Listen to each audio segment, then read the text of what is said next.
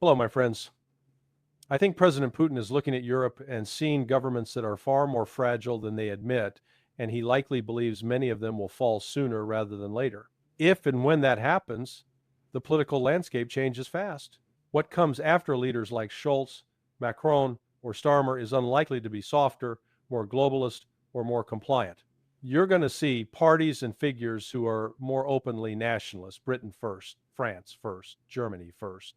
In Germany, it may even become Germany only, a full rejection of the current EU Atlantic consensus. And those transitions won't be smooth. There will be tough internal reckonings in Western societies. The same transnational elites who tried and failed to drag the continent into a larger war with Russia will pivot inward, turning their aggression onto their own populations when those populations demand border control, economic protection, and policy sovereignty. We're heading into convulsive change across the West. It will happen slower in some places than others, but the direction is the same. The West turns inward, and the old managerial class can't stop it because it refuses to acknowledge reality. To keep that old order alive, current leaders keep pushing a narrative of imminent Russian expansion westward. Russia is coming, so we must keep this war going. You see this line everywhere in the mainstream press.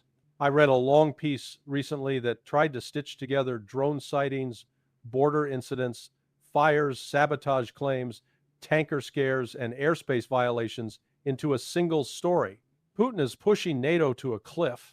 Now, I'm not going to pretend I know the truth behind every incident in Europe. Some of these claims may have real substance, others have already been walked back or disproven. But what's absent from these stories is the context. Europe is funneling billions into Ukraine explicitly to kill Russians and degrade Russian infrastructure. European states are backing long-range strikes into Russian territory, supporting economic warfare, and escalating politically at every step. If you engage in a proxy war against a nuclear power and act shocked when that power responds in nonlinear ways, you're not doing analysis, you're doing theater. What did Europe expect? Zero reaction? But I'll say something else plainly. A great deal of Western support to Ukraine has been siphoned off by corruption. That's not conjecture. Even Western officials quietly admit that huge percentages of aid are untracked or misallocated. Ukraine's political system and procurement networks are riddled with graft. Enormous sums vanish into private accounts, gray markets, or foreign safe havens. And the battlefield side is no different. Corruption inside the military corrodes everything from logistics to readiness. So you can send all the money you want, but a giant share of it never reaches the front in any useful way. At the same time, many of the dramatic Russian sabotage claims inside Europe don't withstand scrutiny. We've seen repeated cases where drones or devices are repurposed, routed through intermediaries, or staged to create an impression of direct Russian attack on NATO territory. That doesn't mean Russia never runs covert operations. It does, like every serious power does. But Russia doesn't need to blow up random targets in Eastern Europe to shape the battlefield in Ukraine. What matters to Moscow is the war inside Ukraine, not symbolic theatrics in Poland or Belgium. If Russia wanted to make a truly strategic statement, it would target the actual nodes sustaining the conflict, industrial, logistical, and command networks. But even then, many of those European capabilities can't materialize fast enough to change the outcome. The West is trying to manufacture a future battlefield with systems that won't arrive until they're already obsolete. We failed to learn from Ukraine militarily. We keep throwing money at unmanned systems, air defenses, training pipelines, and procurement boondoggles as if war is a spreadsheet. But the pace of innovation in drones and electronic warfare is so fast that by the time a Western procurement cycle finishes, the battlefield has moved on. Julian Rupke made this point recently in brutal terms. Western governments and the Ukrainian high command focused on the wrong things for too long. Strategic loss is already baked in.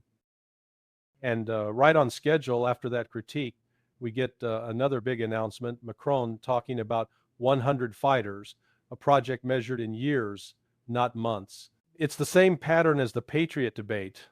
Tools that might look impressive on paper arriving too late in too few numbers to matter. This reminds me of a historical parallel from early 1943.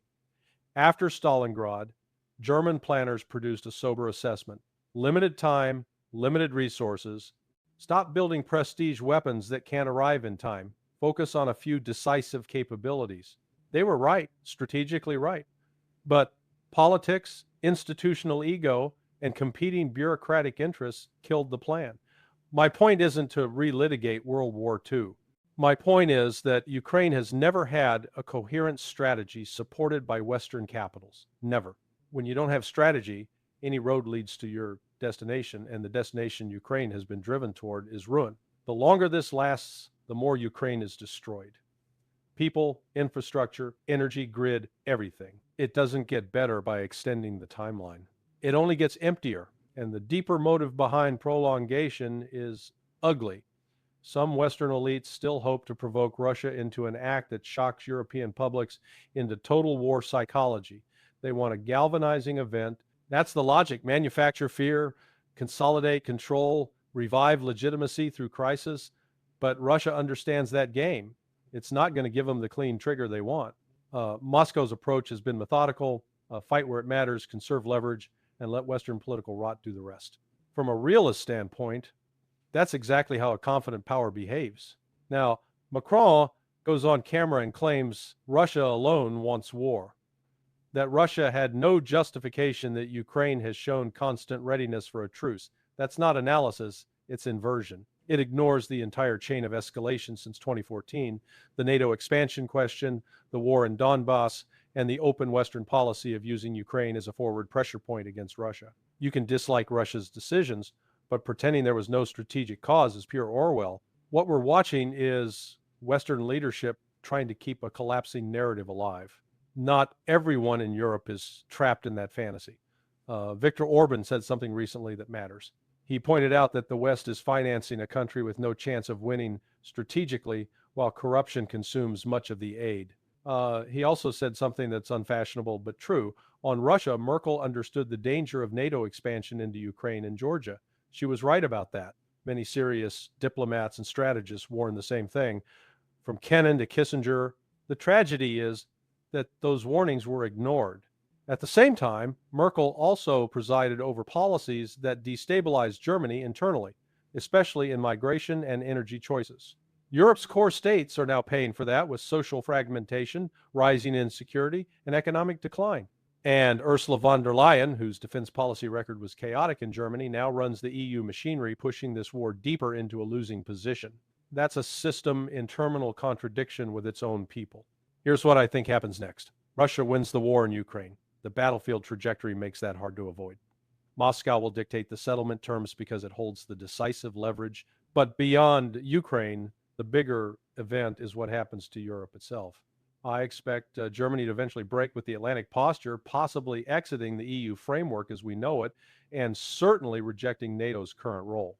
Germans are tired of being treated as a managed state, tired of absorbing economic punishment for someone else's geopolitical project, and tired of being pushed into a confrontation most of them never wanted.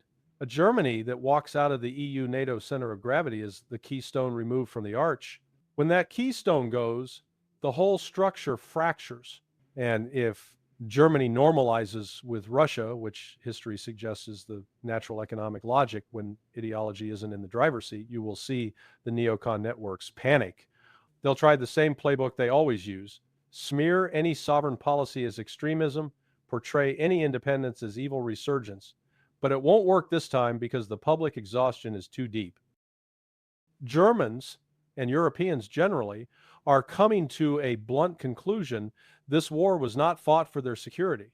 It was fought for someone else's agenda, and it has left Europe poorer, colder, and less stable. Inside Ukraine, the political crisis grows sharper. Public patience is collapsing. Corruption scandals are breaking openly. Senior figures are fleeing abroad. Zelensky's domestic legitimacy is eroding toward a breaking point. I'm not going to speculate on exact personal outcomes. Wartime politics are volatile and often brutal. But I will say this: any government that emerges after this conflict, if it wants the country to survive, will have to be structurally compatible with Russia's security requirements. If it isn't, Moscow will push until it is. That is not good or bad. It's just the cold logic of how great power wars end. And Finally, the real driver behind Western persistence isn't humanitarianism. It's the survival of a financial order. The dollar-centric reserve system has been weaponized for decades, and now much of the world is stepping away from it. Trade is shifting into other currencies. Commodity settlement is diversifying. BRIC states are building alternatives. That transition terrifies Western financial elites because their wealth and power depend on the old system. So they fight to keep this war alive as a tool of pressure against Russia, hoping to stall multipolar change, but the trend line isn't moving in their favor. So yes, Putin likely sees these Western governments falling. He can afford to wait. Russia is positioned for endurance, while the West is positioned for internal rupture. And the more Western leaders refuse to acknowledge reality, the faster that rupture arrives. I don't see any realistic prospect for an agreement under the current paradigm. Europe has become a complete block on the entire diplomatic process. Their objective is not resolution, but delay. They want a ceasefire, not a settlement. They say so openly they want to pause in Ukraine long enough to retrain, rearm, and recycle the conflict rather than end it. The political class in Europe is desperate. Maintaining this war narrative is one of the few tools they have left to preserve cohesion inside both the EU and NATO. They cling to the symbolism of supporting Ukraine, a part of Europe, even though Ukraine is not culturally or historically integrated into Europe in the way they claim. Ukrainians are Slavs, just as Russians are Slavs. Genetically and historically, neither nation fits neatly into the European identity. Brussels keeps invoking, but they need a rallying banner, and this is the one they've chosen, because without it, the entire European project risks fracturing. I spent years inside the European Union working under Javier Solana, the former NATO Secretary General, when I was seconded by my own government. I remember Solana telling me that Washington was aggressively pushing Brussels to absorb what it called the new Europeans, Poland, the Baltic states, the former Soviet bloc. He warned this would eventually shatter Europe. And the reason Washington did it was simple. France and Germany refused to support the Iraq War, so the U.S. empowered the newer Eastern members, giving them disproportionate influence. That shift set Europe on the course it is still following today, the tail wagging the dog. The Baltic states, despite being tiny, now dominate key positions in EU institutions. Meanwhile, profound economic and political fractures between Mediterranean states and austerity states keep widening. Today, that same tail is still dictating Europe's posture. A perfect example is a recent statement from the EU's top diplomat who rejected any notion that Trump could deliver peace and insisted Europe would not follow any proposal that didn't align with their stance. Her comments echoed what Zelensky has been coached to say: reject pressure, reject compromise, reject negotiation. Europe is training Ukraine's leadership to refuse any diplomatic exit.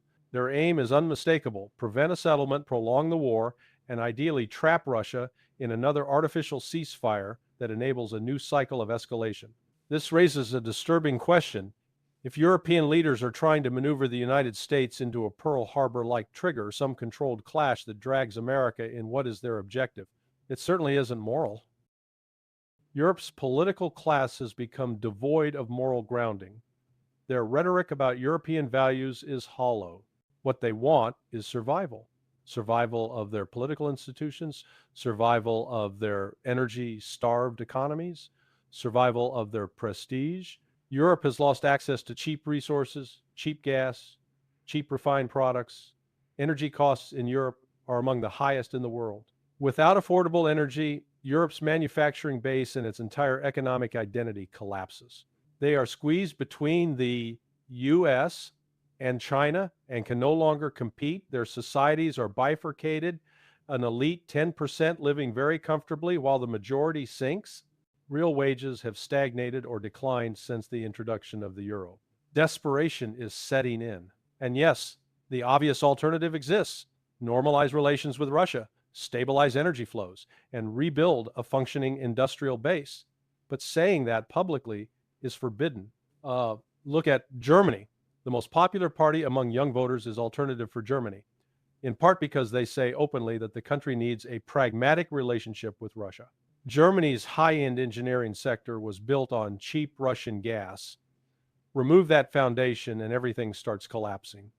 Unemployment rises across Europe. industry shuts down, social unrest grows.